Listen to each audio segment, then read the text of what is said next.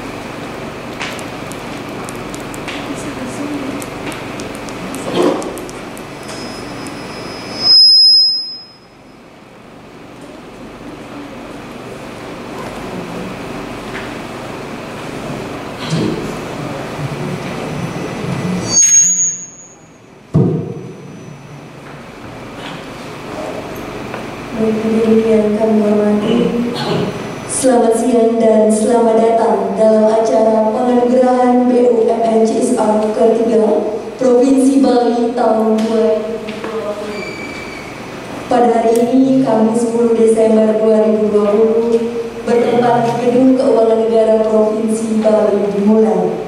Om Swastiastu.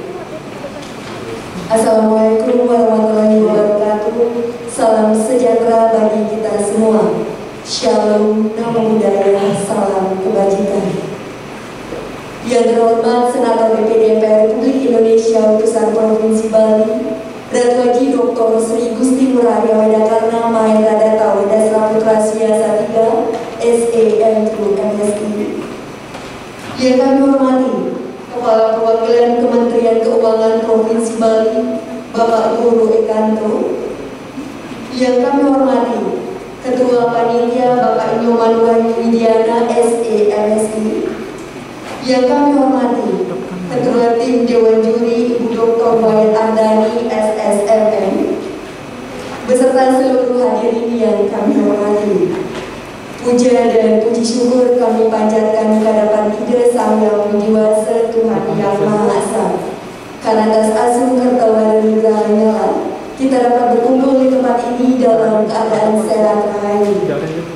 Hadirin yang kami hormati, sebagai ucapan selamat datang dari kami, marilah kita saksikan bersama persembahan tari penyambutan Tari Sekar Jagat. Selamat menyaksikan.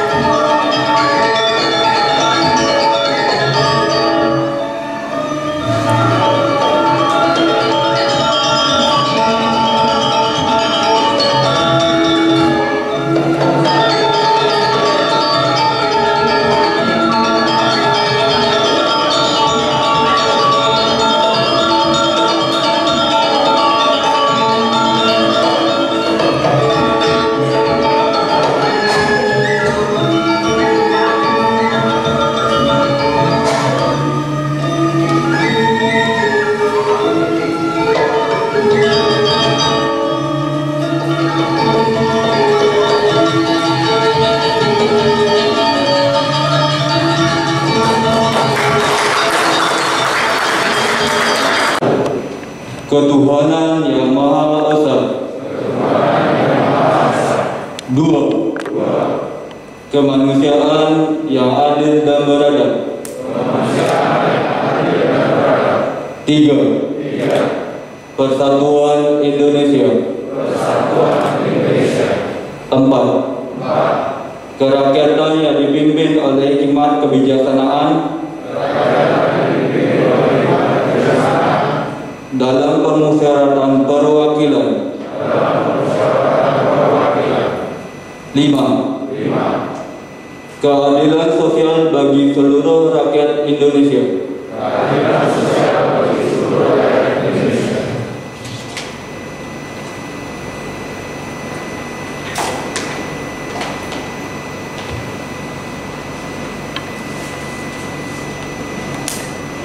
Undang-Undang Dasar Negara Republik Indonesia tahun 1945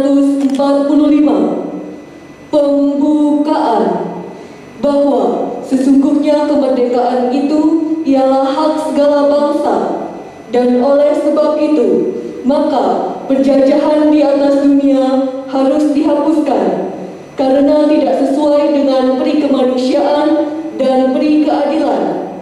Dan perjuangan pergerakan kemerdekaan Indonesia telah sampailah kepada saat yang berbahagia dengan selamat sentosa menghantarkan rakyat Indonesia ke depan pintu gerbang kemerdekaan negara Indonesia yang merdeka, bersatu, berdaulat, adil dan makmur.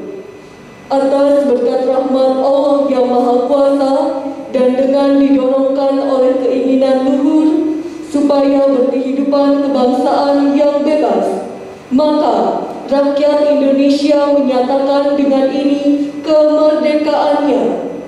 Kemudian daripada itu, untuk membentuk suatu pemerintah negara Indonesia yang melindungi segenap bangsa Indonesia dan seluruh tumpah darah Indonesia, dan untuk memajukan kesejahteraan umum, mencerdaskan kehidupan bangsa, dan ikut melaksanakan ketertiban dunia yang berdasarkan kemerdekaan, perdamaian abadi, dan keadilan sosial.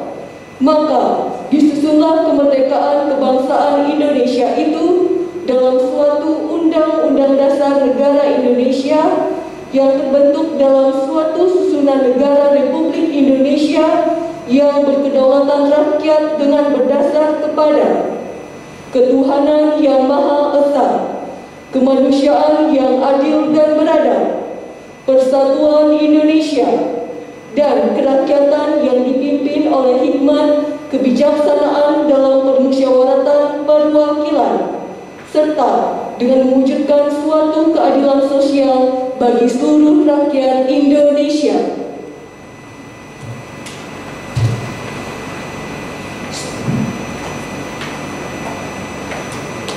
Hadirin disilakan duduk kembali. Acara dilanjutkan dengan Yang terhormat Bapak Dewan Perwakilan Daerah Utusan Provinsi Bali, Dr. Sri Igustin Ngurah Arya Widakara MWS 3 SAM through MSI. Yang kami hormati Bapak Goro Ekanto selaku Kepala Perwakilan Kementerian Keuangan Provinsi Bali serta panitia, dan tim Dewan Juri BUMN CSR Award Provinsi Bali tahun 2020 yang kami hormati. Atas berkat rahmat Tuhan Yang Maha Esa, ini yang dewasa, pada hari ini Kamis 10 Desember 2020 kita dapat berkumpul di sini dalam keadaan sehat, rahayu, untuk dapat melaksanakan acara puncak penganugerahan BUMN CSR Award yang ketiga Provinsi Bali tahun 2020. Izinkan saya untuk melaporkan serangkaian kegiatan BUMN CSR Award 2020 hingga akhirnya kita sampai pada puncak acara pada hari ini, yaitu acara puncak penganugerahan BUMN CSR Award yang ketiga Provinsi Bali tahun 2020. Sesuai dengan amanat Undang-Undang Nomor 40 Tahun 2007 tentang personal terbatas dan juga Undang-Undang Nomor 19 Tahun 2003 yaitu terkait tentang Corporate Social Responsibility atau CSR dari BUMN, yang dimana dalam undang-undang tersebut CSR merupakan kewajiban harus dianggarkan perusahaan dan juga program kemitraan dan juga bina lingkungan atau yang kita sebut dengan BKBL yang dimana aturannya mewajibkan BKBL disisihkan dari keuntungan BUMN. Sehingga berdasarkan undang-undang tersebut, program ini dilaksanakan di bawah program DPD RI Bali. BUMN CSR juga program yang bertujuan memberikan apresiasi kepada lembaga BUMN yang ada di Provinsi Bali terkait dengan program-program dan penyaluran CSR. BUMN CSR Provinsi Bali yang tahun 2020 adalah yang ketiga kalinya yang digelar setelah pertama kali dilaksanakan pada tahun 2018 dan tahun 2019, yang mendapatkan juga apresiasi yang sangat positif dan juga apresiasi positif dari masyarakat. BUMN CSR Award 2020 diikuti oleh 25 BUMN yang berada di Provinsi Bali. Tim penilai dari BUMN CSR Award yang ke-2020 terdiri dari praktisi serta akademisi yang dibentuk secara independen oleh DPD RI Provinsi Bali. Penilaian dilakukan dengan melakukan asesmen ke-25 BUMN yang dimulai sejak tanggal 28 September sampai 25 November 2020.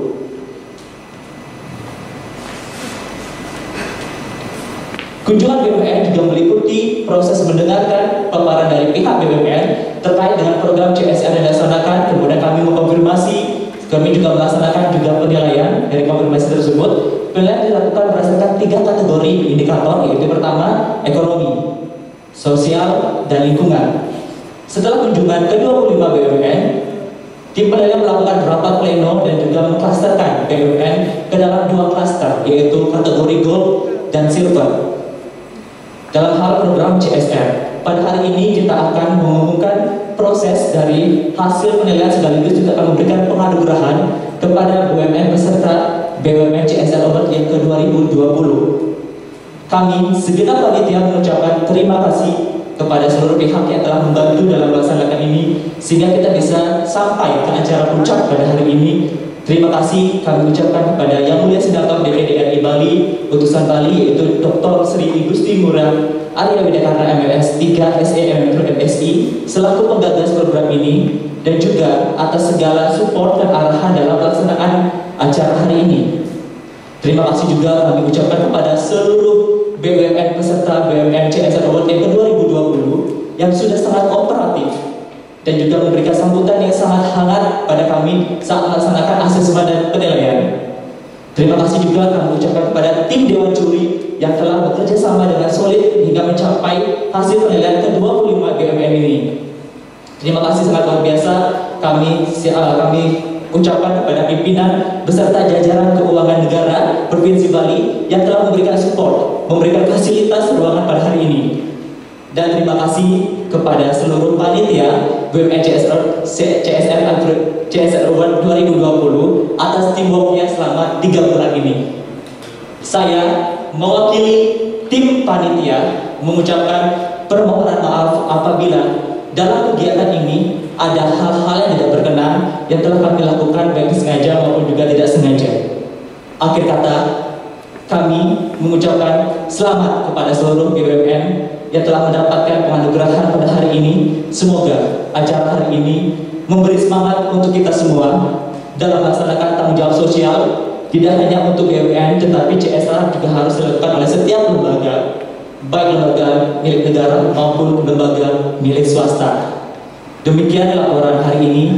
Saya ucapkan Parama Santi, Om Santi Santi Santi Om. Wassalamualaikum warahmatullahi wabarakatuh.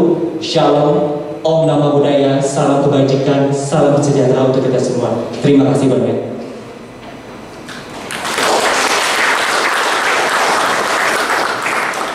Baik, hadirin yang kami hormati, acara dilanjutkan dengan sambutan Ketua Tim Dewan Juri. Untuk itu kepada Ibu Dr. Wayan Ardani, SSMM, kami persilakan.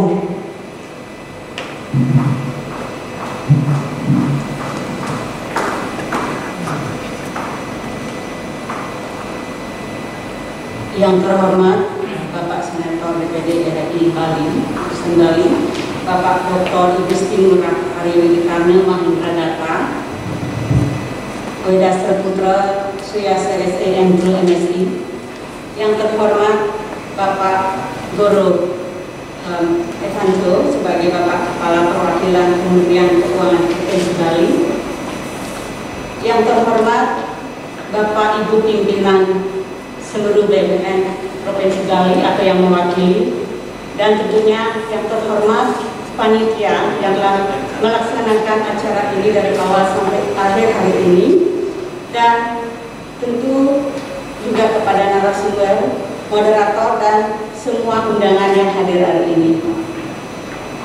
Om Swastiastu. Assalamualaikum warahmatullahi wabarakatuh. Salam sejahtera, salam, namo buddhaya, dan tentunya salam sehat untuk kita semua di masa pandemi ini. Puji syukur kita panjatkan kehadapan Tuhan Yang Maha Esa karena kita bisa berkumpul saat ini dalam pelaksanaan CS World 2020 yang ketiga kalinya, yang sebelumnya diadakan dari tahun 2018 dan 2019. Bapak dan Ibu hadirin yang kami hormati,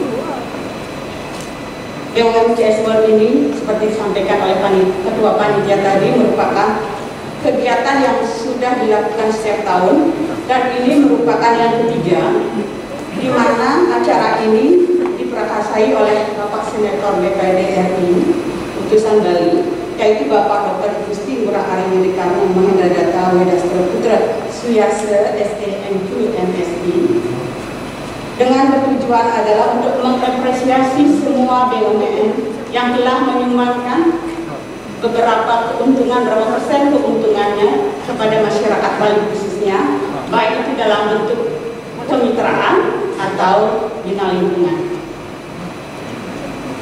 Dalam penilaian CS World tahun ini kita terdiri dari 40 tim penilai atau tim assessment yang terdiri dari akademisi, juga praktisi, juga tentunya orang yang peduli lingkungan itu sendiri.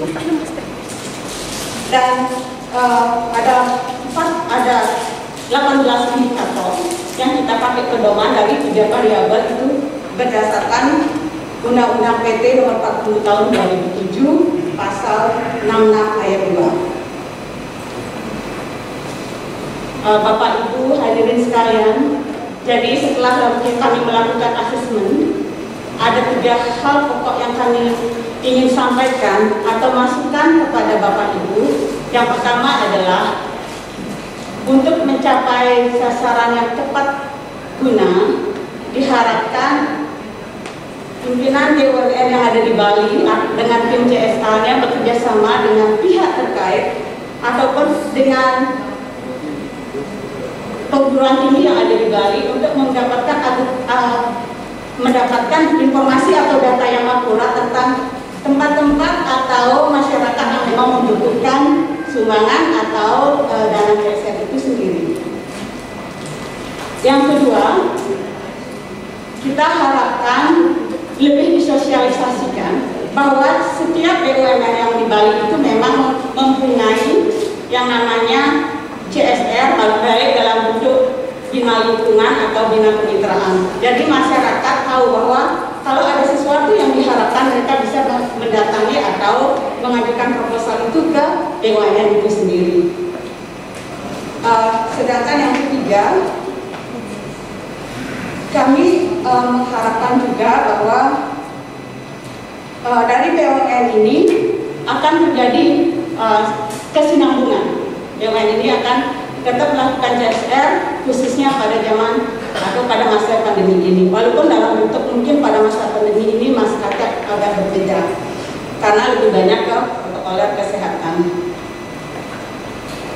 Perlu kami sampaikan juga ada 3 hal yang kami lakukan dalam penilaian yang masuk kategori gold atau silver.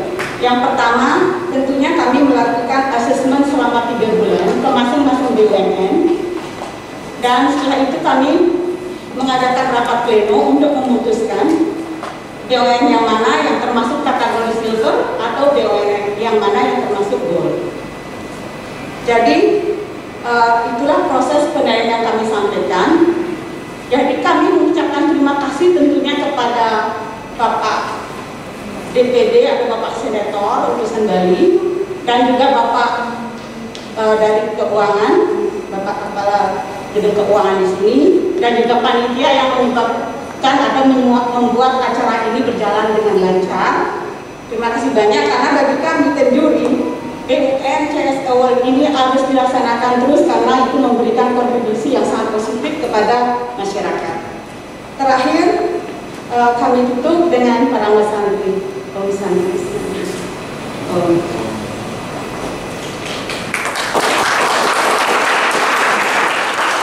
Baik hadirin yang kami hormati, acara akan dilanjutkan dengan pemaparan materi oleh narasumber yang pada kesempatan kali ini akan dimoderatori oleh Ibu Putu Andini Desianti Laksmi SSMU.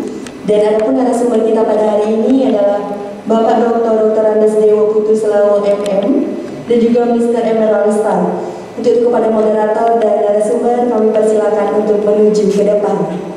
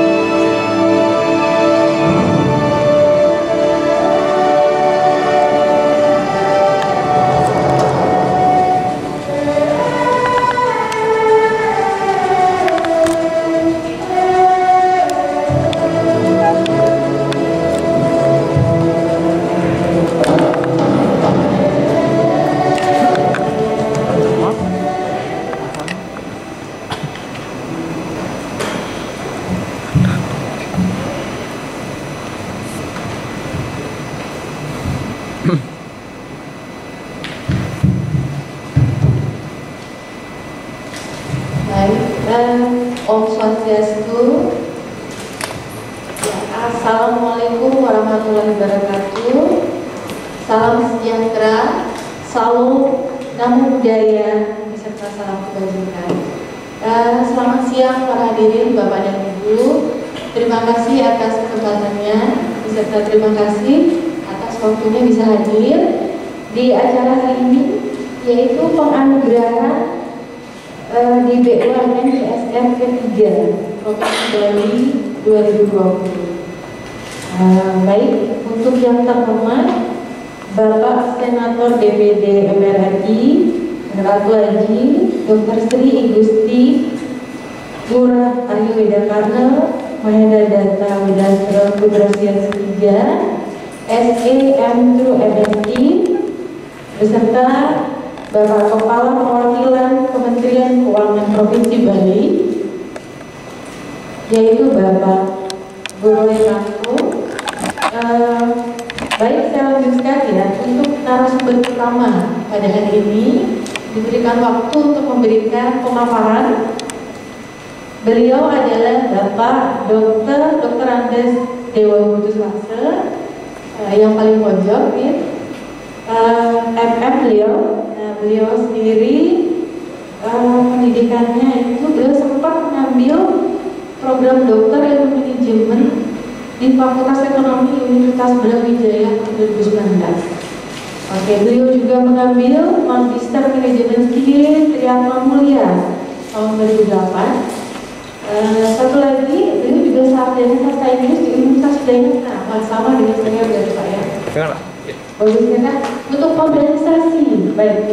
Untuk organisasi beliau sendiri adalah Ketua Real Estate Provinsi Bali tahun 2011 beserta Bapak sendiri Wakil Ketua Bidang Pariwisata Partai Gerindra Provinsi Bali tahun 2009 beserta Ketua Partai Buruh Provinsi Bali tahun 2007. Oke. Wah, ini pengalaman kerjanya bagus sekali Bapak ya. Saya sebutkan saja, Bapak adalah Direktur Konsorsium PT Rotenda Lestari, betul Pak ya, tahun 2013, beserta Komisaris Utama PT Solas Jaya tahun 2012, juga Komisaris Utama, wah komisarisnya banyak ini Pak ya, PT Padabagi tahun 2011, beserta PT Sepa Karya Buana tahun 1997. Oke, Bapak Dr. Andes Dewa Putu Selawo, MM, mohon maaf akan menjadi narasumber pertama kita. Oke, sebentar Pak ya waktunya. Nah, untuk yang narasumber kedua yang ada di sebelah kiri saya, beliau adalah Mr. Emerald Star. Syukur sekali hari ini beliau akan memberikan materi dalam bahasa Indonesia, tetapi untuk latar belakangnya, because I have English, so I have to speak in English.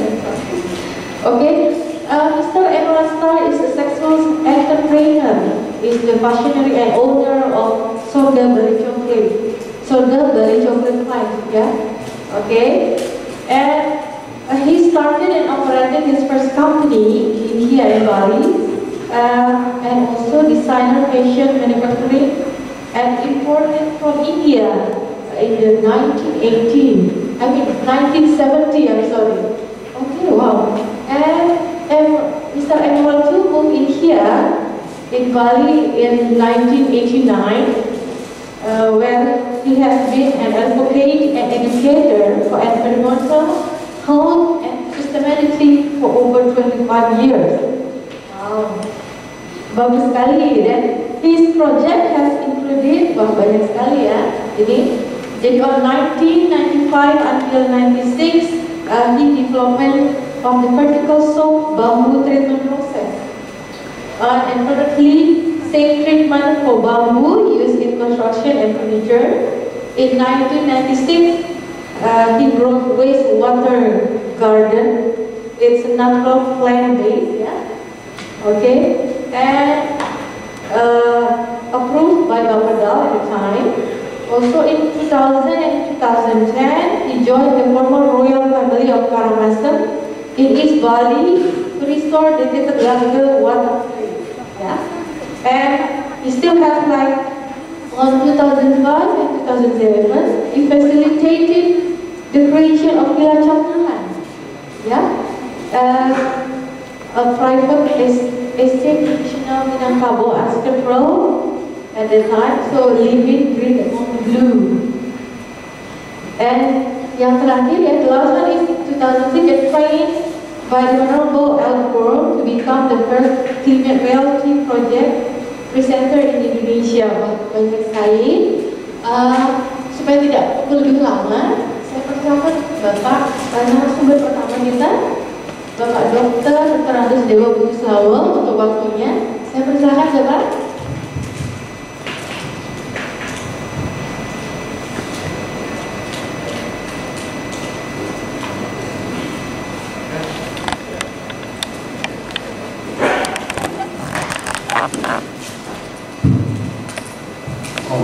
Swastiastu. Assalamualaikum warahmatullahi wabarakatuh. Salam sejahtera bagi kita semua. Jadi acara ini merupakan acara CSR yang mana Bapak Ibu sekalian sudah mendapatkan reward. Sepertinya mubasir rewardnya sudah ada, bicara nyatakan. Ya, semoga Bapak Ibu sekalian, BUMN yang ada 25 yang mewakili dari 141 BUMN yang ada di Indonesia. Ya, ini sedikit cuplikan dari Pak Mangku. Jadi saya akan videokan sebentar nanti. Jadi BUMN, jadi kita bukan mendapatkan dana belas kasihan atau bukan dana kuning sedekah, bukan untuk pencitraan, tetapi merupakan komitmen bagi perusahaan-perusahaan yang ada di sekitarnya untuk ikut meningkatkan pertumbuhan ekonomi dan sebagainya. Jadi itu kalau saya kutip dari pernyataan Pak Mangku. Jadi bercerita tentang CSR yang disingkat Corporate Social Responsibility, tanggung jawab sosial. Ini saya pikir belum semua masyarakat Indonesia tahu, belum semua. Mungkin hanya sebagian saja, mungkin hanya 10-30%, yang sisanya belum tahu, sehingga sehingga CSR yang ada di Indonesia yang mempunyai potensi yang sebesar antara 2% sampai 3% dari nilai itu, potensinya hampir 2T. 2T ini kalau dibagi 30 provinsi, kalau benar sudah luar biasa turunnya. Ya, tetapi karena di Bali perusahaan-perusahaan besar yang mana agennya ada di Bali, tapi perusahaan ada di luar Bali, jadi CSR itu kurang tepat. Jadi izinnya di sini, tapi perusahaan ada di luar Bali, ada ribuan, menurut Pak Mangku ada ribuan perusahaan, hanya 30% yang kita dapatkan. Jadi kembali, ini lanjut ya, lanjut, dan nah ini dari World Bank, CSR itu merupakan komitmen dunia usaha untuk memberikan kontribusi bagi pembangunan ekonomi yang berkelanjutan, yang sustainable, baik tenaga kerja, organisasi, masyarakat lokal, dan masyarakat dalam lingkup luas. Jadi ini sesungguhnya dari World Bank itu merupakan komitmen, ya seperti yang saya sampaikan di awal, untuk menekankan divisi yang di awal.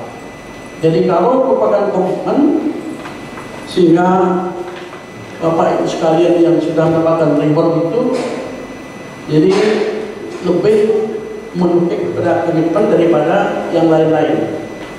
Jadi itu mungkin titik kencangnya di sini.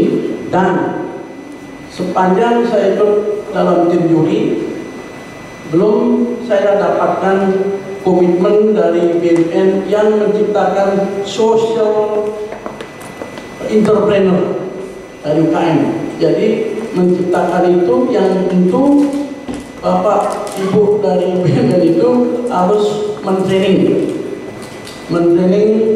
mindset masyarakat di sekitarnya atau desa-desa dalam bentuk UKM dan sebagainya. Mindset jadi ditingkatkan sehingga terbentuk itu berkesinambungan. Jadi itu yang belum saya lihat. Yang lainnya sudah bagus karena perbedaan sudah bagus, rewardnya sudah bagus. Yang lain mungkin tak perlu dikupas lagi. Yang perlu menciptakan, meningkatkan atau menciptakan entrepreneur. Nah, entrepreneur itu ada tiga yang pada umumnya. Satu, entrepreneur by accident. Ya, mereka kaya berusaha dengan masang lotre. Yang kedua, entrepreneur by warisan, yang makanya dari warisannya. Contoh, keturunan Bill Gates, Warren Buffett, dan sebagainya. Yang ketiga, entrepreneur by mentor, yang belajar. Yang keempat, yang ini, social entrepreneur by CSR. Nah itu mungkin kalau itu bisa terjadi sangat mantap. Ya, itu yang belum saya temukan di sini. Yang lainnya sudah. Kalau barangnya yang tidak merata memang kita seperti itu. Yang potensi negatifnya yang banyak, yang penentu yang dilanggar untuk dana politik dan sebagainya, dana pribadi, itu tidak usah kita bahas. Itu kan hanya sedikit saja. Oke, lanjut. Dasar hukum sudah tentu tidak bisa ditakati lagi. Lanjut. Nah ini merupakan jawaban yang tadi masyarakat sekitar bantu, ya, kecuali yang di Surabaya itu, yang apa namanya itu, yang rusaknya parah itu mungkin terutama ya, yang Surabaya apa namanya itu yang untuk pembuatan gas itu sampai sekarang apa namanya itu ya. Ya, Lapindo ya, yaitu awalnya kan untuk apa namanya, untuk gas ya. Jadi itu yang bermasalah, mungkin itu kalau perusahaan yang lebih ya sulit adalah. Lanjut.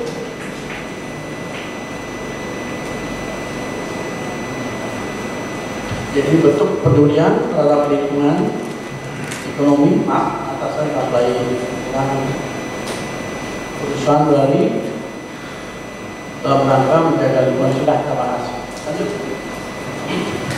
Jadi Bapak Ibu sekalian, kita nanti saja ini karena ini understanding CSR, planet, people bottom line, dan profit. Jadi kalau dilihat 3 sub ini, people-nya ke masyarakat, planetnya yang bumi dan sekitarnya, terus profit. Nah, jadi perusahaan-perusahaan yang rugi mungkin tidak diajarkan itu, jadi yang untung saja 2%. Atau cara pendekatan ada yang bottom up dan top down. Jadi masing-masing punya kelemahan sendiri, yang bottom up dan besar sendiri, sedangkan yang top down juga beda. Lanjut. Ini seperti piramid, yang paling atas philanthropic responsibilities, itu berhubungan dermawan, saya pikir. Ya. Kalau saya lihat di kamus kemarin dermawan, jadi be a good corporate citizen, ya, contribute resources to the community, improve quality of life. Jadi masyarakat yang baik dan dermawan dan berkembang yang bagus. Yang kedua, ethical responsibilities, be ethical, obligation to do what is right, just and fair, avoid harm. Jadi tidak berbenturan HAM yang tadi yang lapindo itu menjadi terus yang ketiga, legal responsibilities. Ya ini kalau legal taat hukum.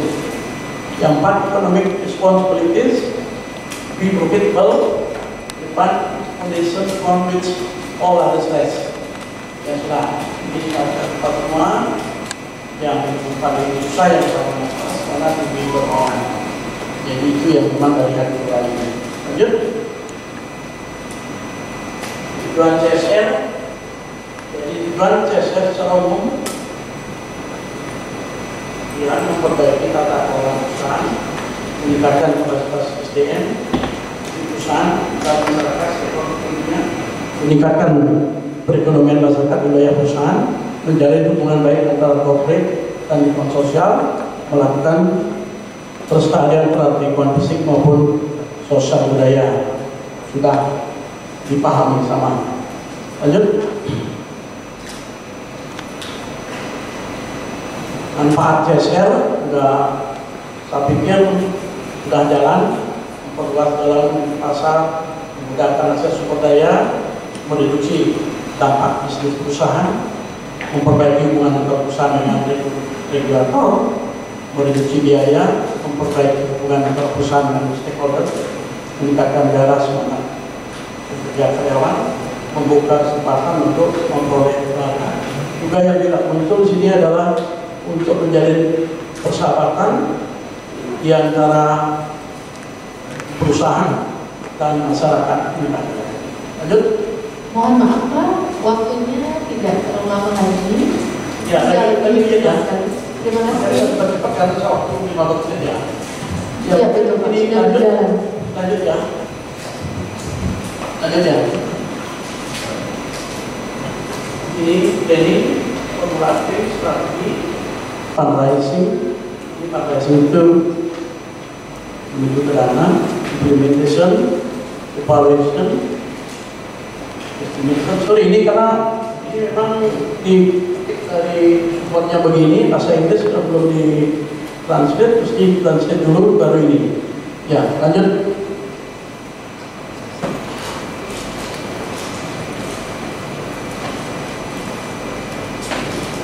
Ya, lanjut lagi.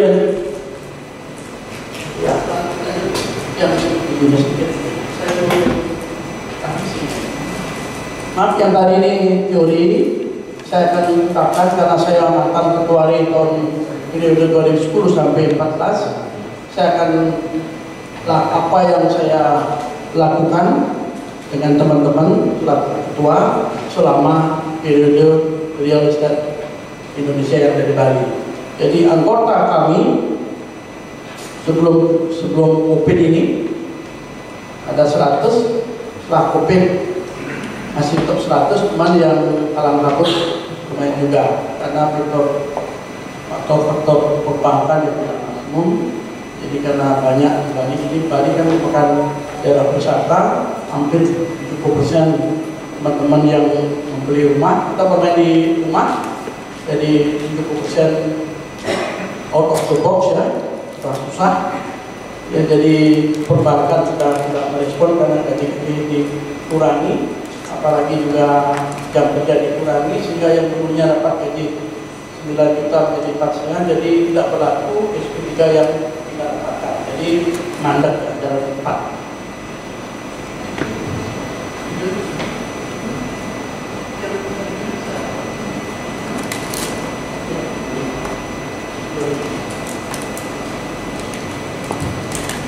Jadi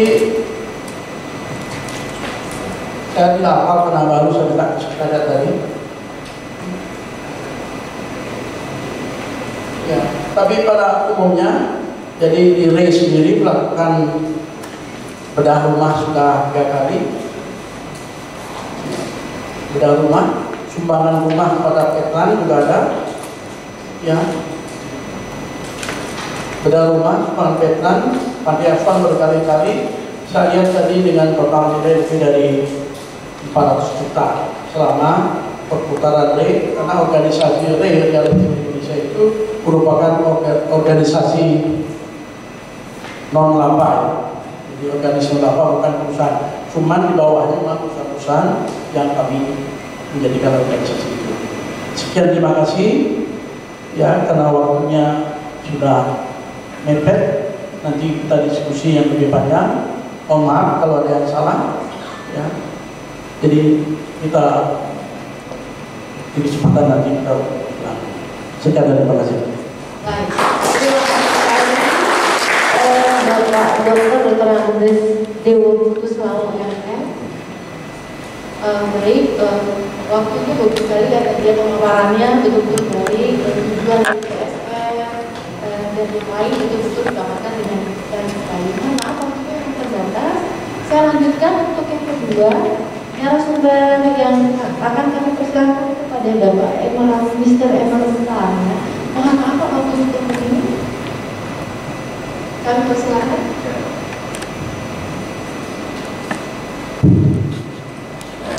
Selamat siang. Tadi pagi istri panggil saya ke dapur minta bantuan. Kenapa pada istri suka minta tolong suami? Malah dengan alasan memesan gas dengan alasan gas meledak. Tidak takut dia kalau gas meledak suami dengan suami? Beruntung saya di sini. So, Anda semua saat ini bekerja, maaf logat saya sedikit aneh, coba mengerti. Bisnis yang pemegang saham utamakan pemerintah Indonesia yang didirikan untuk peningkatan kualitas hidup masyarakat. Semua kebutuhan dasar masyarakat atau orang dipenuhi oleh bisnis Anda. Cara yang sangat cerdas untuk memastikan bahwa Indonesia dapat melakukan secara efisien dan berkelanjutan. Next slide. Oleh karena penyakit virus corona, seluruh dunia ada dalam krisis kesehatan dan ekonomi. Di Indonesia ada estimasi 8,5 juta orang lebih dari sekarang akan jatuh miskin. Bagi kalau dibandingkan dengan negara maju, masyarakat Indonesia sudah rata-rata miskin. Berarti 8,5 juta orang ini pasti akan susah sekali. Dan ini hanya di Indonesia. Seluruh dunia telah dan sedang berjuang. Next slide. Resesi. Dalam resesi jangan lupa perubahan iklim. COVID-19 muncul karena kerusakan kerusakan hutan. Manusia tertular virus ini dari hewan liar yang diambil dari habitat asli dan dimasukkan ke dalam kandang di pasar yang kotor. Dan keruntuhan iklim adalah akibat dari kerusakan hutan, polusi dan CO2 dan lainnya. Next. UN mempublikasi ini Maret 2019. Berarti dari tahun ini hanya tersisa 10 tahun sampai keruntuhan iklim yang tidak dapat diubah. Next. Oktober 2019, 11.000 ilmuwan menyatakan keadaan darurat. Menurut saya, tidak ada orang di dalam ruangan ini memiliki kekuatan untuk mengubah kebijakan atau strategi investasi di pemerintah atau perusahaan Anda. Tahukah Anda bahwa investasi di bidang energi hijau jauh lebih menguntung daripada investasi dalam batu bara, minyak, dan gas? Contoh Tesla, sejauh tahun ini nilai naik 616%. Emphas Energy Solar, sejauh tahun ini nilai naik 400%. Canadian Solar, sejauh tahun ini nilai naik 83%, luar biasa semua. Jika Anda bertanya kepada divisi investasi, mereka mungkin akan menghindari dari pertanyaan Anda. Perusahaan yang berinvestasi dalam masa depan hijau akan menjadi legendaris dan menguntungkan semua pemain jangka waktu panjang terpintar di bisnis dan pasar keuangan mengetahui ini. Next. Misalnya, PT Inka, next please. PT Inka yang sedang mengembangkan bis dan kereta listrik dan untuk angkutan umum. Next please. Saya dikasih tahu bahwa 65-70% perekonomian Indonesia berhasil dari daya beli masyarakat. Ini terlalu okay, mundur. This is not the right one. Mundur lagi. Tadi saya yang cukup ya. Tahun 2018, pemerintah penerimaan pajak 1.765 triliun 590 M. Kalikan 65% itu adalah 1.147 triliun 600 M. Next slide. Itu adalah kontribusi yang sangat besar dari masyarakat, dan di sana pemerintah memiliki tanggung jawab moral untuk meningkatkan taraf hidup masyarakat, yang berarti tempat tinggal yang memadai, makanan sehat, udara dan tanah bersih, lapangan kerja untuk mendapatkan upah adil, dan mencari cara untuk menyediakan hal-hal tersebut. Jadi apa yang kita bisa lakukan? Next. Saya tinggal di desa kecil di Karangasem dan memiliki beberapa sawah. Saya bertemu dengan kepala sudah dan kita bicara tentang desa kita, desa organik. Dan dia ingin mewujudkan. Dia mengatakan dia mencoba secara organik bertahun-tahun yang lalu dan gagal mendapatkan panen terbaik. Dia tidak dapat menemukan bantuan pemerintah, jadi dia berhenti. Next slide. Misal terbesar dengan pertanian non-organik adalah herbisida yang dijual mengandung glifosat yang menyebabkan kanker.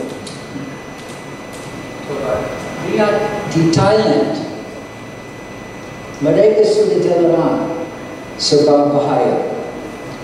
Next slide. Monsanto membayar petani untuk bersaksi bahwa glifosat aman. Dan tidak mungkin mereka kalah dalam kasus hukum kalau glifosat betul aman. Glifosat sudah buktikan bahwa tidak aman bagi manusia dan atau lingkungan. Banyak petani di seluruh Bali yang pakai herbisida mengalami luka kanker di kaki mereka serta masalah perut, keduanya merupakan efek samping dari glifosat. Next please. Dari tahun 2014 sampai 2019, Presiden Jokowi membentuk program visi dan aksi karena kebutuhan untuk memacu pembangunan pertanian berkelanjutan. Next slide, please. Nawacita, program swasembada pangan 2015 sampai 2019 adalah membangun 714 desa organik sehingga 2019 dan 1.000 lagi hingga 2024 meliputi pertanian, produk pangan, kehidupan berkelanjutan, pembangunan, dan gaya hidup sehat bagi masyarakat dan lingkungan. Namun, Kepala Subak saya di Karangasem tidak dapat menemukan informasi apapun tentang program ini tersebut untuk membantunya mencapai tujuannya. Next slide. Teman saya yang lain memiliki bisnis Bali Virgin Coconut Oil. Itu bisnis minyak kelapa murni di pegunungan. Dia telah mencoba selama bertahun-tahun untuk menjual produknya di bagian lain di Indonesia dan ekspor dan hanya mendapat sedikit dukungan dari pemerintah. Next slide. Dan mitra bisnis saya saat ini, Pak Wayan, yang memulai bisnis pengrajinan coklat kecil-kecilan tidak memiliki dukungan apapun tentang praktik atau permasalahan bisnis terbaik sehingga dia hampir gagal. Next slide. Saat itu, saya bergabung dengannya dan kami memulai Surga Bali Coklat Organik berkualitas tinggi yang telah menjadi sukses. Next slide. Dan bahkan sekarang kami hanya mendapat sedikit dukungan dari pemerintah. Next slide. Sebagian besar pemilik bisnis kecil yang saya kenal tidak memiliki pengalaman bisnis yang cukup untuk menjadi sukses, berkembang, dan tumbuh. Next slide, please. Dan siswa lulusan yang ingin membuat bisnis online hampir tidak menerima pelatihan, arahan, atau bantuan. Next slide, please. Apakah tidak mungkin ada badan usaha milik negara, PT Bulag atau Pertani Persero menggunakan asetnya untuk memberikan bantuan kepada para petani yang ingin bercocok tanam secara organik, menjaga dan meningkatkan kesehatan tanah serta menghemat air. Next slide. Serta PT yang lain yang ada di sini memberi pemilik usaha kecil praktik manajemen dan pemasaran yang terbaik. Next slide. Bukankah beberapa dari Anda memiliki ruang kantor yang tidak terpakai, mungkin Telkom atau kantor pos atau ITDC, sehingga Anda dapat menyediakan sumber daya dan ruang kerja bersama untuk bisnis kecil dan kaum muda yang mencari peluang. Co-working spaces telah menjadi bisnis yang sangat menguntungkan dan akan terus berkembang. Oke. Bagaimana kalau perusahaan asuransi, ada Jasindo di sini, ada Tasman, Sukofindo, Kimia Pharma, dengan memberikan, next slide please, dengan memberikan pendidikan bagi desa untuk membantu mereka tentang kesehatan dan kebersihan publik dan pribadi, air bersih, pembuangan limbah dengan memadai, pengelolaan sampah, toksisitas herbisida kimiawi, pembakaran sampah plastik dan pengaruh kesehatannya. Sudah next slide please. Sudah waktu untuk bagi kita semua untuk berpikir di luar kotak, out of the box thinking, untuk menemukan cara-cara yang kreatif dan efektif untuk memecahkan beberapa tantangan yang kita hadapi. Berpikir global dan bertindak secara lokal adalah apa yang lebih baik kita lakukan. Next slide, please. CSR didasarkan pada kontribusi terhadap faktor sosial, ekonomi, dan lingkungan. Kebutuhan ini melampaui tembok perusahaan Anda dan memasuki komunitas desa yang merupakan jantung Bali dan Indonesia. Next slide, please. Lebih baik kita semua bekerja sama untuk menyelesaikan krisis ekonomi, kesehatan, dan lingkungan yang kita hadapi saat ini untuk memastikan masa depan yang sehat bagi diri kita dan keluarga kita. Waktu semakin menipis saat kita menjara sumber daya bumi, menghancurkan hutan, menangkap ikan berlebihan, dan mencemari lautan kita.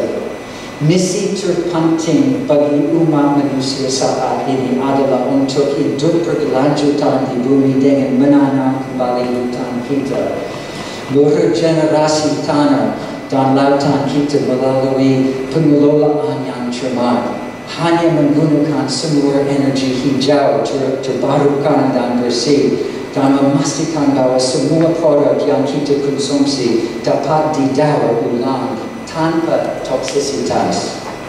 Next slide, please. Orang Hindu percaya dengan skala dan skala dan karma kala. Juga ada kepercayaan tatwa asli. Saya adalah esensi ilahi adalah saya. Saya berdoa agar kita semua menemukan jalan terbaik, agar anak-anak kita memiliki dunia yang sehat, sehingga mereka bisa berkembang. Terima kasih.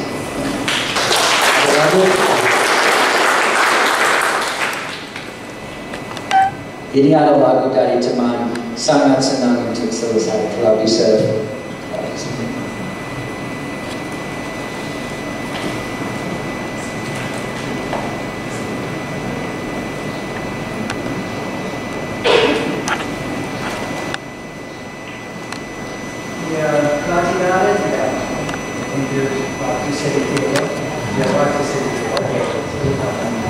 Baiklah, terima kasih untuk Bapak Mr. Emil Sal, ya. Terima kasih banyak untuk pengertiannya. Karena waktunya memang sedikit sekali, saya hanya mengungkapkan ada beberapa hal yang menjadi kutipan yang cukup baik untuk dipikir ya di pandemi global yang seperti ini ya. Jadi beliau sempat mengungkapkan kalau sebaiknya kita berpikir global dan bertindak secara lokal. Wah, itu bagus sekali. Oke, apalagi seperti kita tahu kalau beliau sudah cukup lama ada di Bali, bisa berpikir seperti itu dan benar-benar berpikir untuk meningkatkan kesejahteraan petani ya Pak ya. Di sini seperti apa biar lebih baik, apalagi masyarakat di Bali seperti yang beliau katakan sudah 60-75% sudah cukup berhasil. Pemerintahnya tentu harus lebih meningkatkan kembali kesejahteraan dari masyarakat itu sendiri. Ya, baik. Untuk narasumber pertama kita tadi Bapak Dr. Andes Dewa Putuslowo MM juga sangat berterima kasih untuk waktunya dan memberikan paparan tadi beberapa yang paling tidak CSR merupakan komitmen dari dunia usaha. Beliau sempat mengatakan seperti itu. Jadi yang saya harapkan pemaparan dari narasumber pertama kami beserta narasumber kedua kami untuk hari ini paling tidak bisa memberikan beberapa hal yang lebih berguna untuk CSR kami untuk selanjutnya. Ya, baik untuk hari ini sekian saja pemaparan dari narasumber pertama dengan kedua kami. Terima kasih untuk waktunya beserta mohon maaf jika ada kesalahan kata dan perbuatan dari kami. Saya tutup dengan Om Swastiastu. Assalamualaikum warahmatullahi wabarakatuh. Salam sejahtera. Shalom. Shalom, Namo Buddhaya, dan salam kebajikan. Terima kasih. Demikian dari pemaparan materi oleh kedua narasumber kita pada hari ini. Untuk kepada moderator dan narasumber kami persilakan untuk kembali ke depan.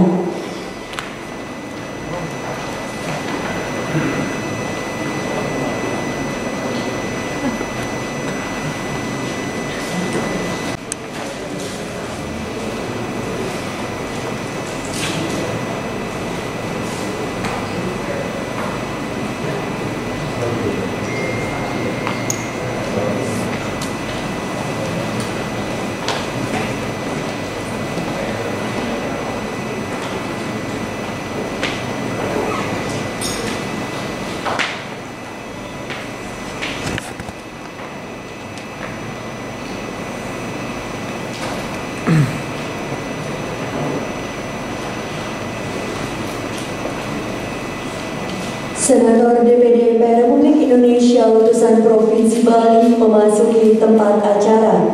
Hadirin dimohon untuk berdiri.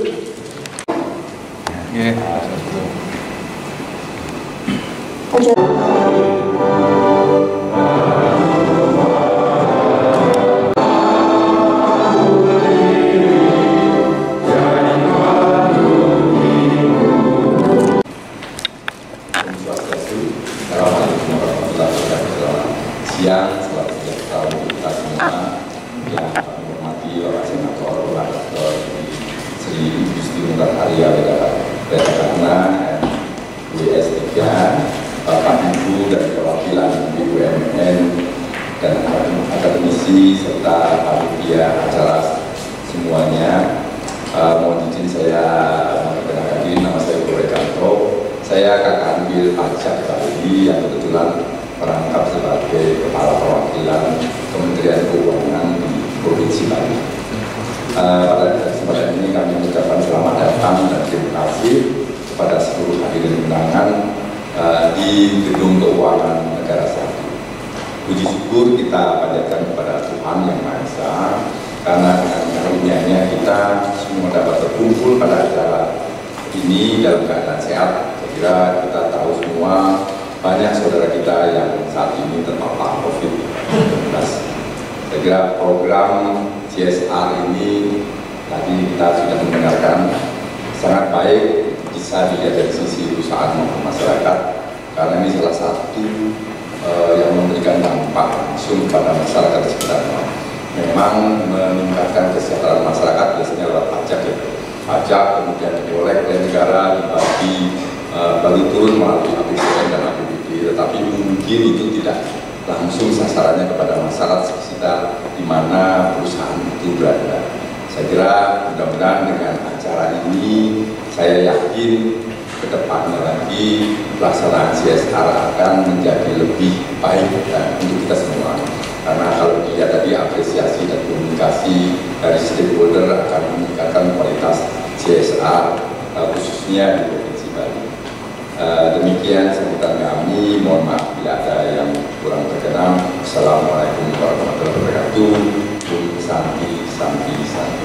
Baik, kami mohonkan kepada Bapak Guru Wikanto untuk tetap berada di tempat.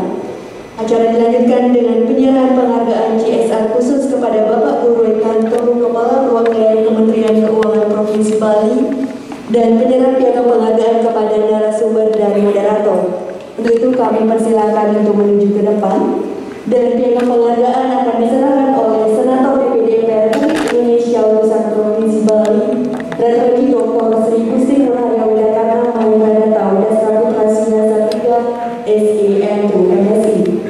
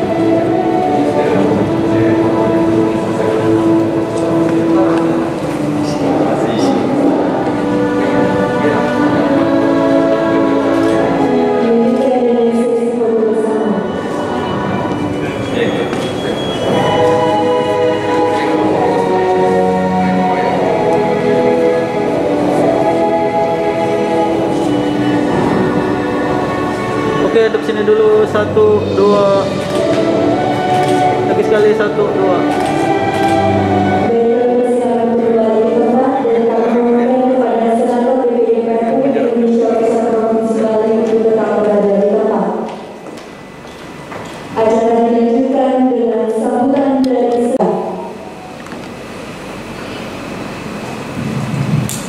Saudara-saudara, undangan yang kami muliakan yang pada hari ini berkumpul di Gedung Milik Negara Kementerian Keuangan Republik Indonesia, khususnya Gedung Keuangan Negara di Provinsi Bali. Saya aturkan pamanjali Om Swastiastu. Assalamualaikum warahmatullahi wabarakatuh. Salam sejahtera, Shalom, Om Namo Buddhaya, Rahayu. Bapak Gorekanto, Kepala Perwakilan dari Kementerian Keuangan dan juga dari Kantor Pajak Provinsi Bali, terima kasih. Senang melihat Bapak sehat, Rahayu dan hadir. Terima kasih. Kepada Bapak Ibu pejabat di lingkungan Gedung Keuangan Negara, yang kami banggakan, 2 orang narasumber yang tadi sudah menyampaikan. Nanti mungkin saya bisa lihat di YouTube Pak ya. Mohon maaf terlambat karena ada rapat dengan Bawaslu baru saja. Bapak Dr. Andes Dewa Putus Lalu MM selaku tokoh dari ekonomi Bali dan juga akademisi.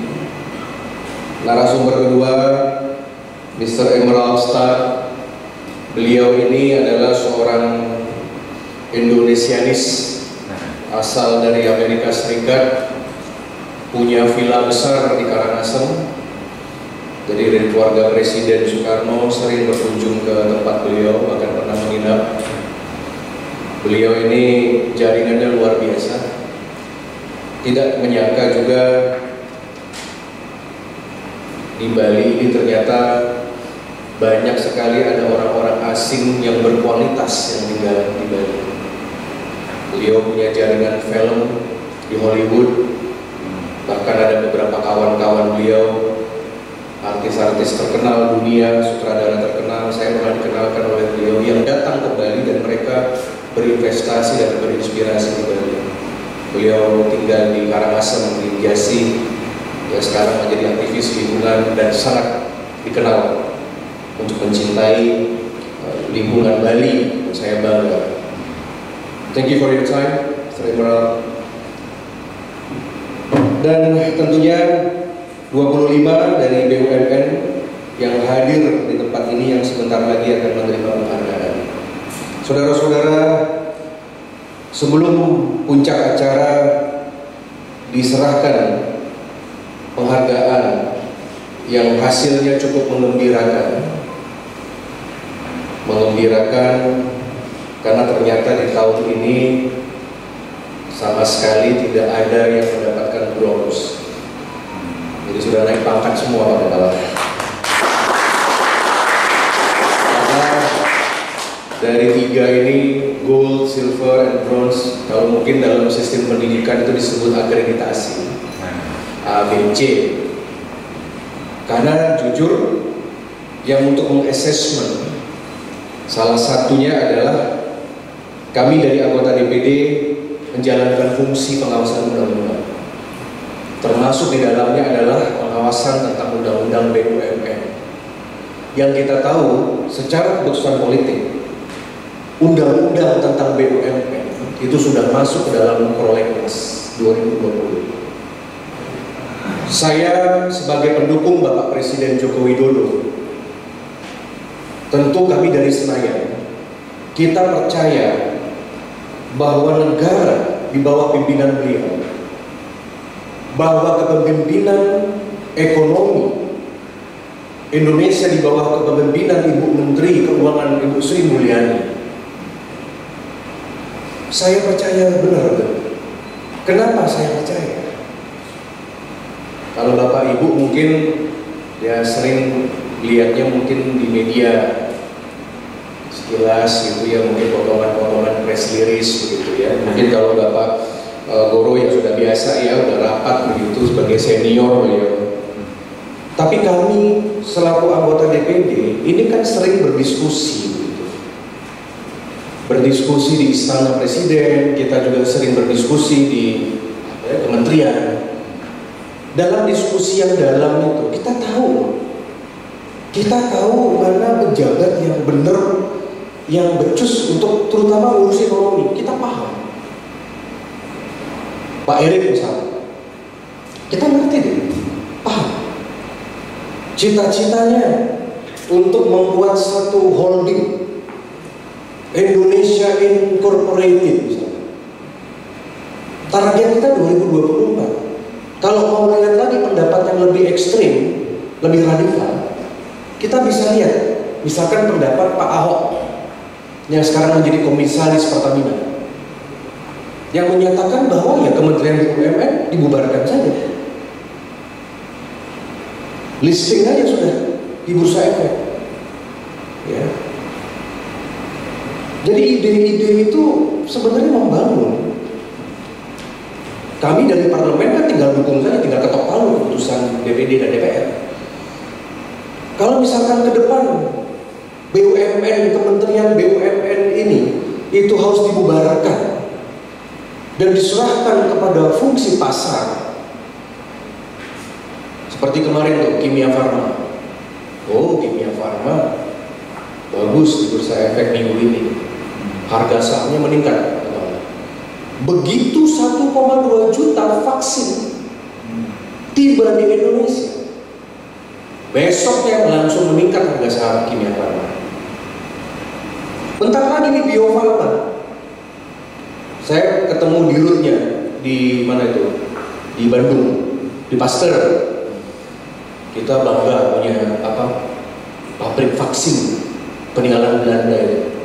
Sekarang mau buat pabrik baru lagi itu di daerah Jawa Barat dekat jalan tol kawasan itu, kita dukung ya sudah, karena capacity yang di Pasteur yang di Bandung nggak mampu lagi. Besok nih, mungkin awal tahun lah, Bio Farma press conference menyediakan vaksin.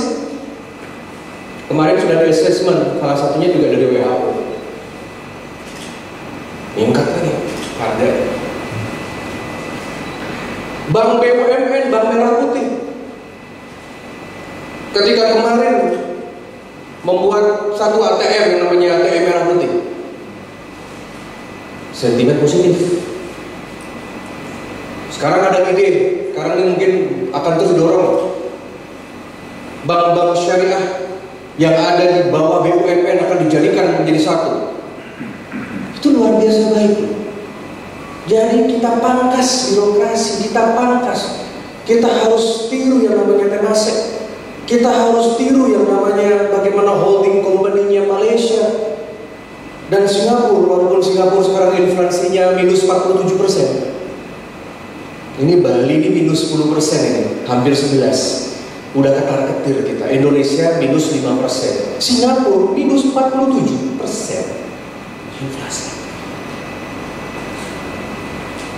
Jadi maka dari itu saya memperkirakan ke depan ketika ada krisis seperti ini, ya, nanti kita doronglah ada undang-undang omnibus yang baru tentang penanganan bencana. Kita belajar dari penanganan bencana ini. Nanti kita buat undang-undang gimana kalau ada darurat seperti ini kan. Salah satu yang mempertahankan ekonomi bangsa adalah BUMN. Coba bagaimana kita melihat baik hatinya bank-bank BUMN, Bank Mandiri, Bank BRI, BTN, ya, BNI. Di masa pandemi ini, yang bisa survive, yang bisa ngereken, yang bisa mengayomi UMKM misalnya, itu adalah bank BUMN. Maksudnya tuh nggak ketat-ketat banget gitu loh. Karena bank BUMN kan likuiditasnya kan istilahnya tuh kan tidak berseri gitu. Sama seperti Garuda Indonesia. Ya, Garuda Indonesia, kami di DPD dapat laporan, Pak Senator, Garuda Indonesia rugi 2,7 triliun. Apa sikap seorang senator? Bayarin. Nah mungkin dong Garuda Indonesia kita apa istilahnya, kita bubarkan seperti negara-negara lain. Karena National Flight Carrier peninggalan Bung Karno, ada perjuangan rakyat Aceh itu, nama Garuda Indonesia itu yang menyumbangkan pesawat pertama kali untuk Bung Karno. Gak mungkin tiba-tiba udah gara-gara rugi 2,7 triliun kita bubarkan saja, nggak bisa. Apa? Ya sudah, penyertaan modal pemerintah masukin. Jadi makanya saya kemarin sampaikan Pak Kanwil, bank-bank BUMN terkait dengan relaksasi POJK sampai tanggal 31 Maret ya, ini belum berakhir nih POJK-nya. Karena kami rencana kalau sampai 31 Maret 2021 itu masih ada kendala di pandemi, kita belum terbebas, vaksin terlambat. Karena kata Pak Menteri Erik kemarin, Pak Menteri BUMN, butuh waktu 9 bulan untuk distribusi. Bayangkan 1,2 juta vaksin besok yang kemarin datang, itu hanya diprioritaskan kepada siapa? Presiden, Menteri, DPR, DPD, tenaga kesehatan, militer, pegawai negeri yang terdepan, yang frontliner. Jadi kami ini kan jadi korban sebenarnya. Kami ini kan jadi test case sebenarnya. Mungkin Pak Kanwil juga masuk. Ya, itu 1,2 juta. Selanjutnya kita pesan 100 juta. Kebutuhan kita gerebutan. Amerika udah pesan 300 juta. India ini bingung nih. Tadi malam saya berbicara dengan diplomat India. Saya makan malam kemarin malam, udah mengatakan 60% dari ingredients dari cikal bakal vaksin, 60% itu datangnya dari India. Rusia, Cina, Amerika ngambilnya India. Luar biasa kerjasama negara-negara besar itu. Dan Indonesia kita untung ada Bio Farma. Kita nggak kalah SDM kita. Ya.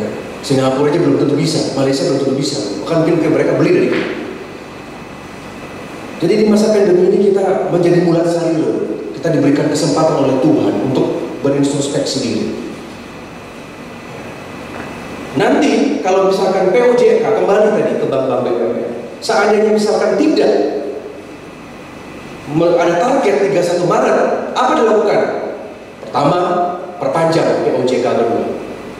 Yang kedua, perlu payung hukum di atas yang lebih tinggi, mungkin peraturan Menteri Keuangan.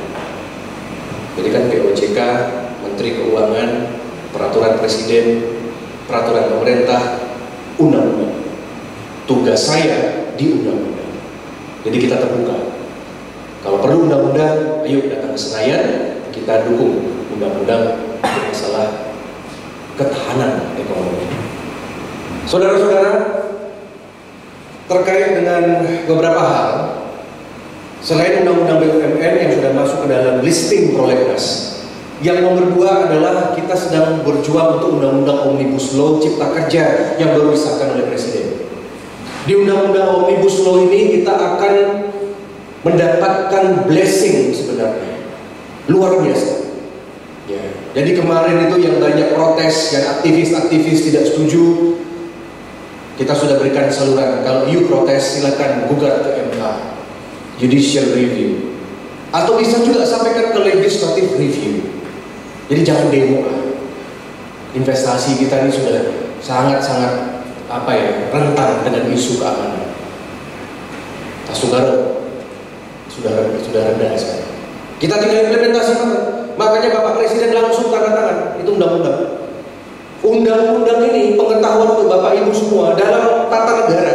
Ketika undang-undang Omnibus Law Cipta Kerja, Omnibus Law ini adalah sistem, jenis undang-undang.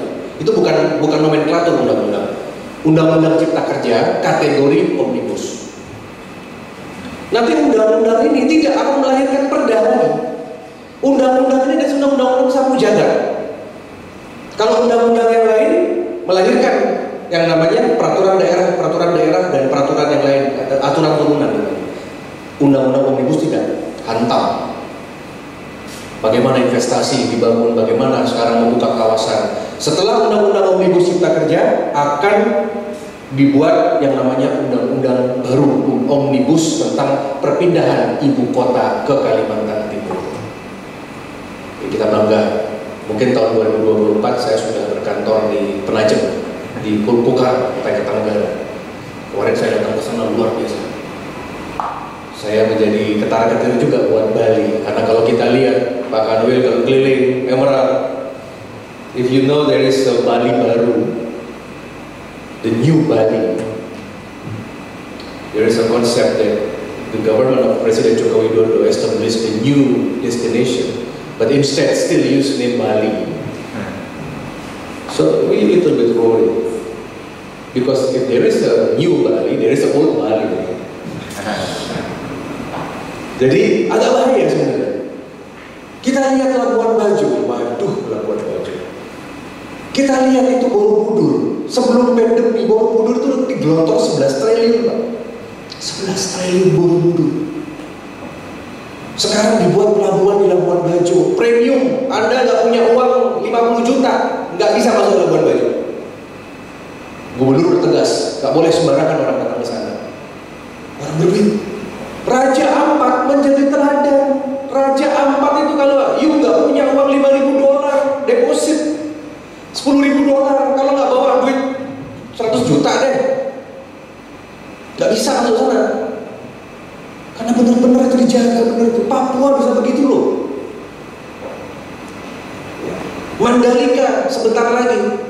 Makanya itu ada di sini ada ASDP. Kemarin saya sudah kirimkan surat ke Presiden. Tolong itu kirimkan, turunkan tim.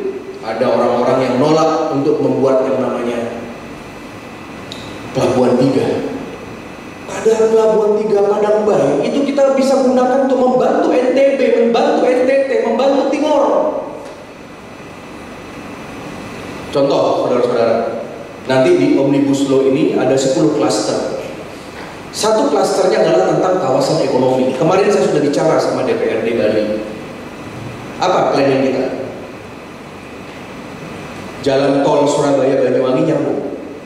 Sekarang Jakarta-Surabaya kalau normal, kalau agak cepat speednya 8 jam, 10 jam sampai 14. Dari Cikampek sampai ke Surabaya. Kita sambung nanti sampai Banyuwangi. Distribusi dari pabrik-pabrik di Jawa Barat, Jawa Tengah, Tangerang, Jababeka masuk ke Bali. Karena di Bali nggak mungkin bangun jembatan. Karena sudah merupakan disama dari Empu Sidi Mandre, Bali nggak boleh nyambung sama Jawa. Itu sudah titah leluhur, itu kita tolak. Nanti barang itu kita simpan di Jembrana. Truk ini datang, nyampe Jembrana, kita buat kawasan di Banyuwangi. Ya seperti industri deh, Pulau Gadung itu gede, itu udah peras semua dari sana semua. Dari sana nanti akan dibawa oleh sopir-sopir kita. Jadi sopir orang Bali yang namanya punya truk transportasi itu kan membawa semua sampai ke NTB, sampai ke NTT, sampai ke Timor kalau perlu. Jadi sopir yang dari Jawa ini bisa balik, nyampe Jembrana, balik lagi dia putar, ngambil lagi, duitnya lebih banyak. Di Bali dapat penghidupan lagi. Bayangkan NTB butuh logistik dari Jawa lewat Bali, lewat Gilimanuk dan Padang Bayi. Makanya kemarin saya dukung pembangunan dermaga 3 NTT, masyarakat yang masih di bawah garis kemiskinan membutuhkan Bali. Jadi sebenarnya fungsi Bali ke depan sebagai produsen, kita menjadi hub. Seperti Makassar sudah sukses, bagaimana kita tiru sama Makassar? Ini Makassar itu pintar-pintar sekali saudara-saudara kita. Bagaimana pendiri-pendiri Makassar menjadikan Makassar sebagai Sulawesi Selatan sebagai hub? Coba saudara sekarang mau ke Kendari, coba saudara mau ke Poso, saudara mau ke Palu, saudara mau ke Manado, saudara mau ke Gorontalo, saudara mau ke Mamuju, kemana dulu pertama? Makassar. Makanya begitu besar, hebat itu. Makanya saya minta orang Bali tiru orang Bugis, luar biasa, etos kerjanya tinggi, ya pinter. Ya. Makassar itu sudah sukses itu, bukan hanya hub Pulau Sulawesi, hub untuk Indonesia Timur. Bali bisa, karena Bali tengah-tengah posisi pulaunya, tengah-tengah strategis sekali. Jadi kita tidak bisa lagi jual pariwisata, sudah nggak akan ada lagi. Dan kemarin saya baca berita, Bapak Luhut, Bapak Menteri mengatakan karena akan ada bubble Ada program pertukaran lah, ya, Jepang, Bali begitu. Makanya kita dukung. Nanti di Bali akan ada rumah sakit besar sekali, Bapak Ibu, lebih besar dari sana, setara John Hopkins Hospital. This is good news. So Bali will have a health tourism, exactly same like Dubai. Maka kita buka Udayana, kita buka semua buat orang asing mau sekolah bisa nanti. Sekarang kan udah ada tuh dari Malaysia bersekolah semua. Kita harus tandingi yang namanya Malaysia itu. Nanti akan dibuat rumah sakit tingkat dunia di sini. Jadi orang sakit akan datang di Bali, di-healing, akan disembuhkan di sini. Udah ada rencananya. Lahannya udah ada, cuman saya nggak bisa buka sekarang. Kita setia dulu jalan tol dulu. Jadi Jembrane. Makanya kemarin Bapak baca berita kan, ada Denpasar, Gilimanuk, tol. Itu usulan kita. Oke, ACC bulan depan dengan bupati baru groundbreaking. Bandara, ya masih ada masalah tapi nggak apa-apa, kasih aja bupatinya ngurus dulu. Nanti akan dibangun semua jalan lingkar selatan, Badung. Akan ada rel. Yang paling pertama adalah rel di airport, makanya airport Ngurah Rai, BUMN. Terima kasih. Kemarin sudah setuju dengan Korea. Sebelum pandemi saya rapat dengan Bapak GM di sana. Ya, sudah ada kaji, sudah ada studi di sana, ada kurang lebih 5,4 triliun. Ya, nanti akan masuk ke Sunset Road itu, yang namanya jalan MRT, LRT itu, light ke Sunset Road. Syarat-syaratnya, bukannya kita nggak perlu sebenarnya, tapi syarat untuk akreditasi internasional airport kita. Kalah sama Medan. Yogyakarta aja sudah bagus kan, ya, airport. Jadi sebenarnya ya, kalau boleh saya katakan PLN, kita masih punya tugas berat ini PLN. Bagaimana mewujudkan Bali Crossing? Ya, kemarin sudah kita dukung itu. Pokoknya masalahnya PLN nggak ngomong sama saya. Itu Jembrane kan wilayah saya. Coba ngomong sama saya, nggak bakal ditolak itu. Namanya Bali Crossing. Kita butuh listrik ini. Ini listrik ini kan dari Python datangnya nih, dari Probolinggo. Jangan bicara sekarang, kita bicara 10 tahun lagi, listrik kita kurang di Bali. Makanya yang perlu yang namanya proyek listrik, kita nggak mungkin geotermal Bedugul udah kita kunci, nggak boleh ada lagi di namanya isu geotermal, nanti kering danau kita seperti di Dieng. Salah satunya apa?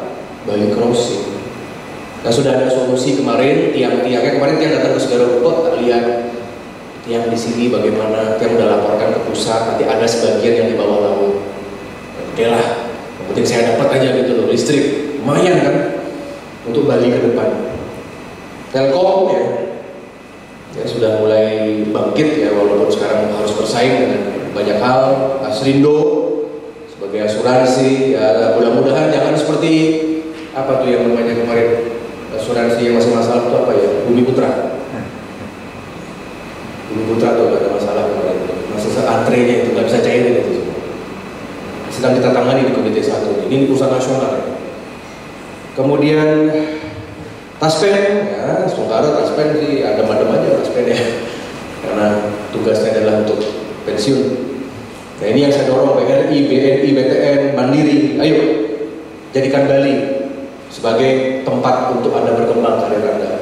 Pokoknya kalau sudah sukses di Bali, kurnya bagus, sebaran kurnya bagus, Astungkara.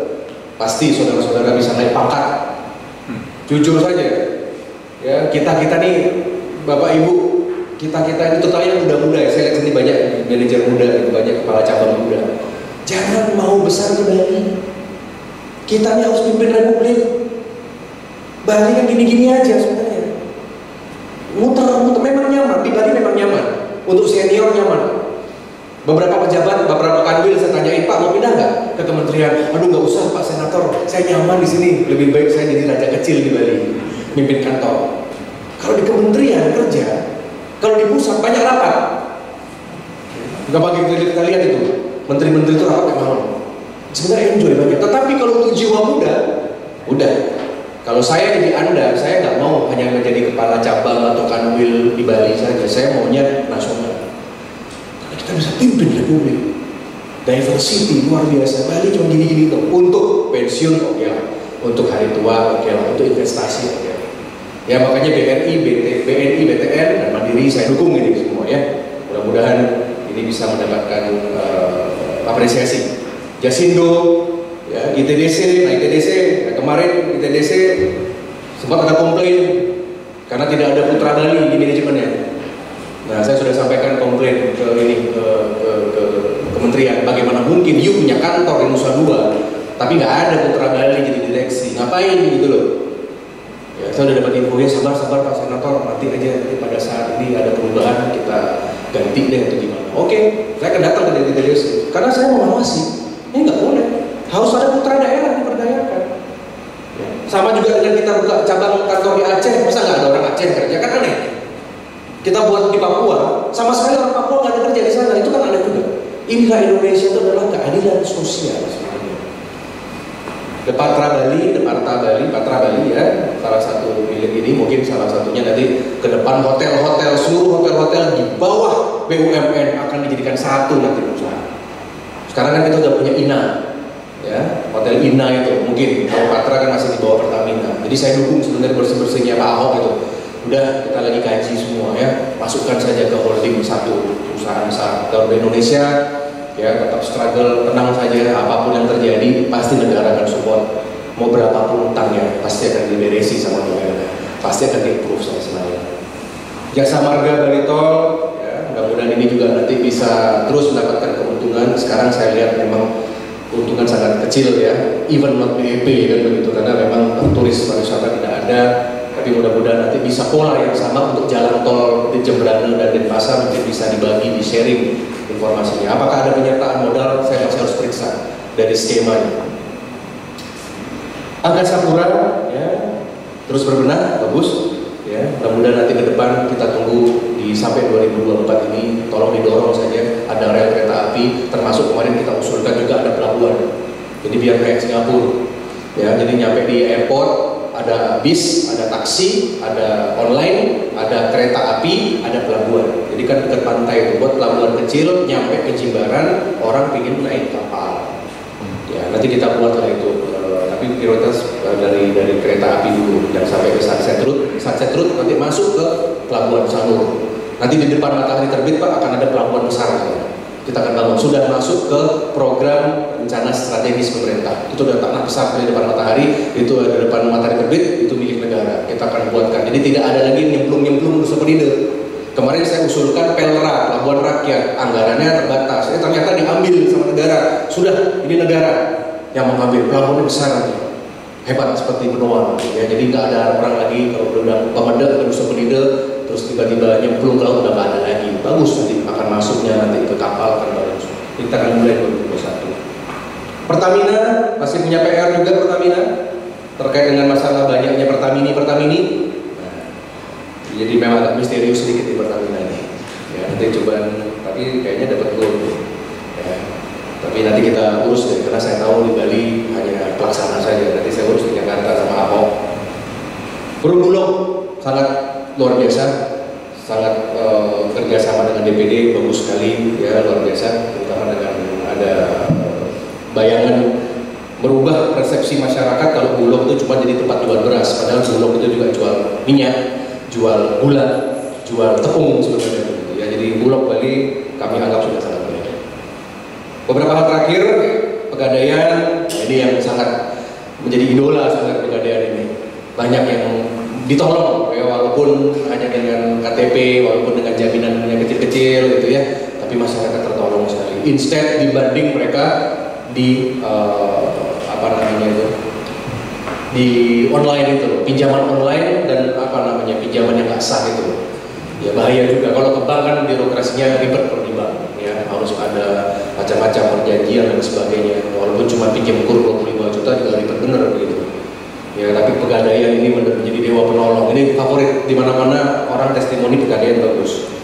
Pelindo 3, Mas Tungkara, Pelindo 3, ya segera ini agar waktu kami beberapa waktu lalu pada zaman Pak Ari, mantan Dirut Garuda, kami dengan Bapak Luhut, Bapak Menteri datang dan Pak Wagub waktu itu untuk menyaksikan yang namanya sand breaking. Jadi kita harapkanlah agar segera selesai dari cruise internasional itu ya, jadi pelabuhan internasional agar kapal pesiar bisa mendarat di pelabuhan kita, tidak lagi buang saut di samudra tapi langsung datang ke benua, sehingga alternatif jaga-jaga Gunung Agung meletus, jaga-jaga Gunung Batur meletus, alternatif pariwisatanya adalah kapal pesiar. Selanjutnya Pos Indonesia ya, cukup bagus ya, inovasi ya, cuman untuk di sekarang lebih banyak, kalau saya agak sedih gitu, karena kalau orang-orang terutama anak muda di kantor-kantor kalau tanya, yuk mau kirim paket nih, kirimnya kemana? Sekarang sudah mulai nggak Pos Indonesia, sekarang udah mulai perusahaan swasta, saya nggak sebut namanya yang mana. Pak, lewat ini aja Pak. Kenapa? Karena cepat, enak, bisa di tracking kan gitu. Padahal Pos Indonesia punya juga. Nah, cuman mungkin kesan konservatif itu yang harus dirubah. Kalau dulu zaman Pak Dirut, Pak Marjana itu bagus, kan ada kios, kemudian tampilan warna gedungnya sudah bagus. Saya lihat itu yang di Gambir itu udah bagus, yang di Renang udah mulai bagus. Tapi sekarang agak redup sepertinya ya.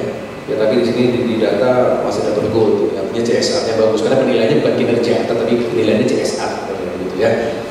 Kemudian Kimia Farma, nah ini yang menjadi perspektif luar biasa. Kimia Farma ya, dengan masa pandemi ini orang lebih sadar pada kesehatan. Besok pun walaupun vaksin ada, orang akan lebih peduli pada kesehatan. Ini sangat prospektifnya luar biasa Kimia Farma. Kalau menjadi masyarakat, kalau misalkan ada saham yang dilepas ini, Kimia Farma ini luar biasa ini. Ya kemarin sudah booming, sudah vaksin sudah ada. Baru 1,2 juta saja jadi tempat distribusi sudah bagus. Belum lagi 1 juta. Ya bisa 10 kali lipat harga sahamnya ya. Ini Kimia Farma kita pertahankan. Nindya Karya ya sebagai salah satu perusahaan konstruksi, ini juga menjadi satu harapan kita ya, bagaimana untuk bisa membangun Bali dengan baik. Selanjutnya adalah Pertani, Adikarya, Sukovindo dan ASDP ya, yang kita harapkan kita dorong, kita paham karena beberapa perusahaan BUMN peran dari CSR-nya tidak maksimal karena masih merupakan diambil alih oleh Jakarta. Jadi saya paham, bukan salah Bapak Ibu semua, tapi memang di Jakarta yang memang memberikan alokasi tidak banyak. Itu urusan kami nanti untuk bisa mempengaruhi dari pimpinan-pimpinan Bapak dan Ibu di Ibu Kota. Saya rasa demikian dari kami, dan untuk itu saya akan serahkan bersama Bapak Kanwil untuk penghargaan, dan Astunggara saya dapat hasil dari kemarin lapor Pak Senator, pada tahun ini tidak ada yang mendapatkan bronze, semua meningkat ya. Ada yang bronze jadi silver, dari silver menjadi gold seperti itu ya. Kita dorong.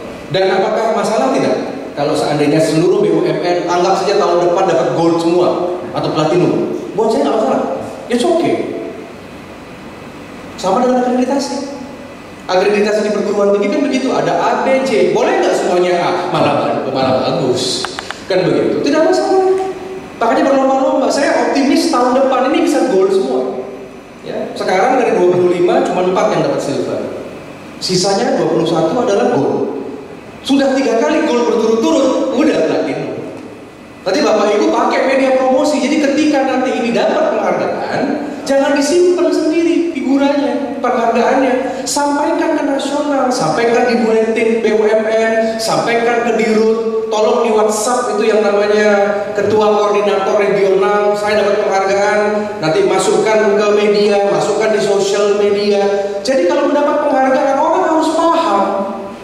Sama seperti bupati, wali kota, gubernur mendapatkan penghargaan, opini pajak wajar tanpa pengecualian di sana. Boy, mereka bukan rame-rame rilis itu enggak. Memang masyarakat harus tahu loh. Masyarakat harus acknowledge bahwa ini berprestasi. Jadi makanya nanti ketika saya akan periksa deh, coba nanti tolong staf ahli coba periksa deh Instagramnya satu-satu deh, periksa deh ini apakah akan ada rilis apa enggak.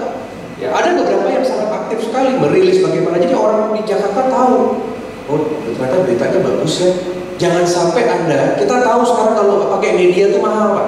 Nggak ada yang namanya koran gratis, nggak ada yang namanya TV gratis sekarang. Kita tahu, makanya ada yang namanya advertorial. Jangan sampai nanti Anda sumbangkan bantuan 1M, sumbangkan bantuan 500 juta, tetapi untuk propaganda promosi cuman bayar untuk media misalkan sekian, Anda pelit. Kemarin contoh, Ada BUMN yang bantu sampai 1M gedung MDA. Terima kasih loh, semua sekali. Dapat sumbangan 9M kemarin bangun gedung majelis adat. Saya tahu beberapa nama, saya tahu. Udah deh, terima kasih deh masyarakat Teguh. Tetapi saya lihat setelah nyumbang 1M ini nggak ada beritanya. Yang tahu cuma saya aja pejabat. Gimana dia? Saya monitor kok nggak ada berita di koran, saya baca, saya langganan semua koran kok nggak ada. Kok nggak ada di sosial media, di TV juga nggak ada. Nyumbang 1M, tapi media cuma 5 juta, anggaplah gitu. Itu nggak mampu, ya salah. Padahal Anda mengangkat nama saudara, mengangkat perusahaan saudara, mengangkat nama lembaga saudara. Dan orang Jakarta sekarang seneng sama berita bagus, orang seneng. Nanti lapor, nanti kan saya lapor nih. Nanti kan saya tinggal WA saja semua dirut-dirut ini. Dirut-dirut kan saya tinggal WA. Pak, selamat ya. Bank Mandiri ini di Bali udah gold. Oh bagus, terima kasih, bagaimana Pak? Nanti saya WA semua nih. 11 semuanya. Terangkat sudah. Gitu. Itu tujuannya. Jadi Anda harus ada sedikit misi kehumasan yang jago terhadap CSR ya. Nah, terima kasih atas segala sesuatu yang telah disumbangkan kepada Bali. CSR, bantuan baik dana dunia, bantuan makanan, bantuan alat pelindung badan, bantuan berupa sembako. Terima kasih sebesar-besarnya. Semoga semuanya dibalas oleh Tuhan yang Maha Kuasa karena kita berpihak kepada orang-orang tidak mampu. Saya menitipkan pesan, lakukanlah dengan sistem yang baik.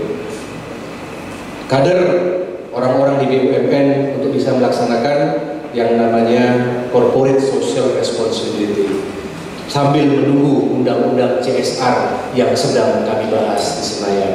Kalian nuhun CSR menggunakan undang-undang PT masih belum maksimal sekali seperti itu. Demikian dari Titian, sekali lagi terima kasih suksma kepada GKN yang telah memberikan izin sekali lagi di masa pandemi ini. Karena tahun lalu kita laksanakan di BI, Pak. Ya sekarang ada di sini, nanti mungkin kita akan gilir di tempat lain. Terima kasih dan nanti catatan yang baik untuk kami. Matur suksma. Om Santi Santi Santi Om. Wassalamualaikum warahmatullahi wabarakatuh. Salam sejahtera. Shalom. Om Namo Buddhaya. Terima kasih.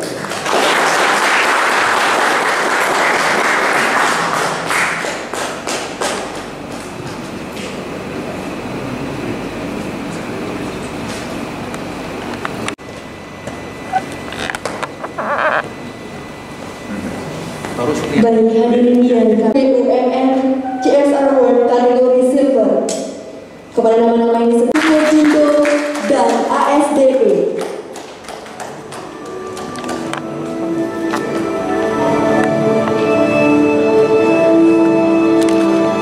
Selanjutnya penganugerahan BUMN CSR Award kategori Gold. Kami ucapkan selamat kepada PLN,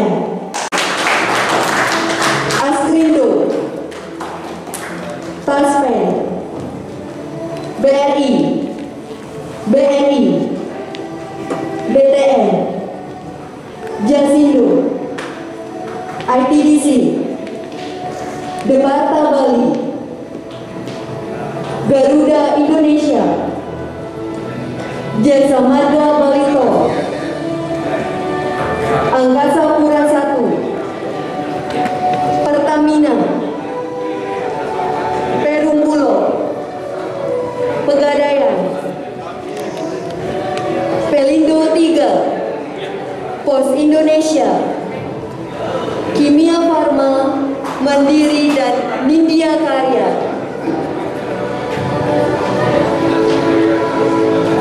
Dan inilah dia peraih BUMN CSR Award kategori Silver dan juga kategori Gold.